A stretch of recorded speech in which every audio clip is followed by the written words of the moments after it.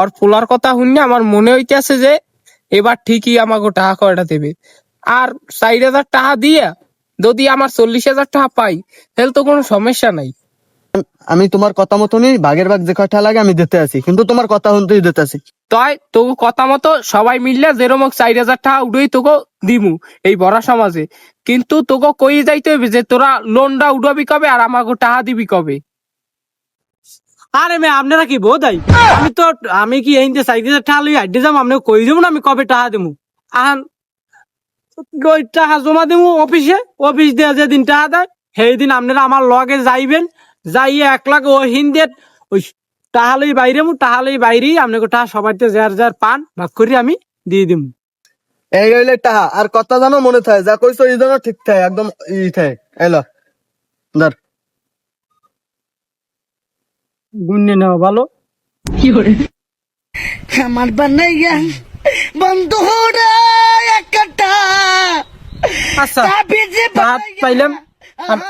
আপনারা যেদিন কিস্তি দেবো আমার লগে যাইবেন, লগে যাই ডাইরেক্ট হেইন্দে টাকা লইবেন রোমা এই টাকা লইকে বাপের আরে বিয়ারে रुको जरा, सबर करो। बोला धक्का मुक्की नहीं करने का, आराम से लेने का। हाँ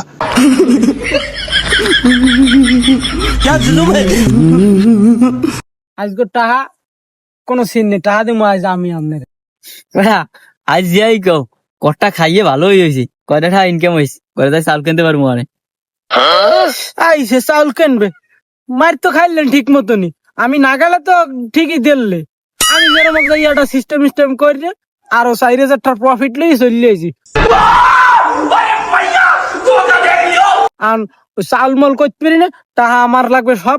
আপনি এই খুচরো যে কয়টা আছে এই খুচরো কয়টা টাকা ধরেন, আর কোনো টাকা হইবে না, ওই সাত দিতে দেন।